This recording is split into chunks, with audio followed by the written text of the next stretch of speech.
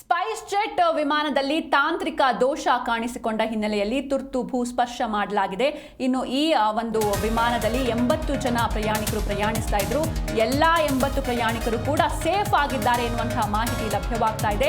Spice jet ವಿಮಾನದಲ್ಲಿ ತಾಂತ್ರಿಕ ದೋಷ ಕಂಡು ಬಂದಂತಹ ಹಿನ್ನೆಲೆಯಲ್ಲಿ ತುರ್ತು ಭೂಸ್ಪರ್ಶವನ್ನ ಮಾಡಲಾಗಿದೆ. ಹೈದರಾಬಾದ್ನಿಂದ ತಿರುಪತಿಗೆ ಹೊರಟಿತ್ತು ಸ್ಪೈಸ್ ಜೆಟ್ ವಿಮಾನ. ಇನ್ನು ಶಂಷಾಬಾದ್ ನಿಲ್ದಾಣದಲ್ಲಿ ತಾಂತ್ರಿಕ ದೋಷ ಕಾಣಿಸಿಕೊಂಡಂತಹ ಹಿನ್ನೆಲೆಯಲ್ಲಿ ಶಂಷಾಬಾದ್ ನಿಲ್ದಾಣದಲ್ಲಿ ತುರ್ತು ಭೂಸ್ಪರ್ಶವನ್ನ ಮಾಡಲಾಗಿದೆ. ಹೈದರಾಬಾದ್ನಿಂದ ತಿರುಪತಿಗೆ ಹೊರಟಿತ್ತು ಸ್ಪೈಸ್ ಜೆಟ್ ವಿಮಾನ. ಈ ವಿಮಾನದಲ್ಲಿ ತಾಂತ್ರಿಕ ದೋಷ ಉಂಟಾಗಿದ್ದು ಕೂಡಲೇ ಎಚ್ಚೆತ್ತ ಪೈಲಟ್ ವಿಮಾನವನ್ನ ತುರ್ತು ಭೂಸ್ಪರ್ಶ ಮಾಡಿದ್ದಾರೆ. ಇನ್ನು ವರದಿಯ ಪ್ರಕಾರ ಹೈದರಾಬಾದ್ನಿಂದ ತಿರುಪತಿಗೆ ತೆರಳ್ತಾ ಇದ್ದ ಸ್ಪೈಸ್ ಜೆಟ್ ವಿಮಾನವು ಶಂಷಾಬಾದ್ ವಿಮಾನ ನಿಲ್ದಾಣದಲ್ಲಿ ತಾಂತ್ರಿಕ ದೋಷದಿಂದ ತುರ್ತು ಭೂಸ್ಪರ್ಶ ಆಗಿದೆ. ಇನ್ನು ಟೇಕ್ ಆಫ್ ಆದ ಸ್ವಲ್ಪ ಕೆಲವೇ ನಿಮಿಷದಲ್ಲಿ ತಾಂತ್ರಿಕ ದೋಷ ಉಂಟಾಗಿರುವಂಥದ್ದು. ಇನ್ನು ತಾಂತ್ರಿಕ ದೋಷ ಉಂಟಾಗ್ತಾ ಇದ್ದಂತೆ ವಿಮಾನವನ್ನ ತುರ್ತು ಭೂಸ್ಪರ್ಶ ಮಾಡಲಾಗಿದೆ. ವರದಿಯ ಪ್ರಕಾರ ವಿಮಾನದಲ್ಲಿ ಒಟ್ಟು 80 ಜನ ಪ್ರಯಾಣಿಕರು ಪ್ರಯಾಣಿಸ್ತಾ ಇದ್ರು.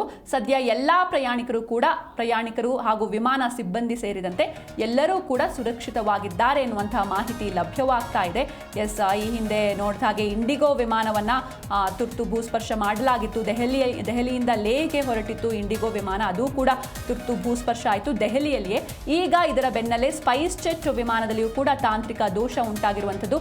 ಈ ಹಿನ್ನೆಲೆಯಲ್ಲಿ ತುರ್ತು ಭೂಸ್ಪರ್ಶವನ್ನ ಮಾಡಲಾಗಿದೆ. ಹೈದರಾಬಾದ್ನಲ್ಲೇ ಭೂಸ್ಪರ್ಶ ಆಗಿರುವಂಥದ್ದು. ಶಂಷಾಬಾದ್ ನಿಲ್ದಾಣದಲ್ಲಿ ತಾಂತ್ರಿಕ ದೋಷ ಕಾಣಿಸಿಕೊಂಡಿದೆ. ಇನ್ನು ಈ ಸ್ಪೈಸ್ ಜೆಟ್ ವಿಮಾನದಲ್ಲಿ 80 ಜನ ಪ್ರಯಾಣಿಕರು ಪ್ರಯಾಣಿಸ್ತಾ ಇದ್ರು. ಎಲ್ಲಾ 80 ಪ್ರಯಾಣಿಕರು ಕೂಡ ವಿಮಾನದ ಸಿಬ್ಬಂದಿಗಳು ಸೇರಿದಂತೆ 80 ಪ್ರಯಾಣಿಕರು ಕೂಡ ಸೇಫ್ ಆಗಿದ್ದಾರೆ ಎನ್ನುವಂತಹ ಮಾಹಿತಿ ಸಿಗ್ತಾ ಇರುವಂಥದ್ದು. ಹೈದರಾಬಾದ್ನಿಂದ ತಿರುಪತಿಗೆ ಹೊರಟಿತ್ತು ಸ್ಪೈಸ್ ಜೆಟ್ ವಿಮಾನ. ಈ ವಿಮಾನದಲ್ಲಿ ತಾಂತ್ರಿಕ ದೋಷ ಉಂಟಾಗಿತ್ತು.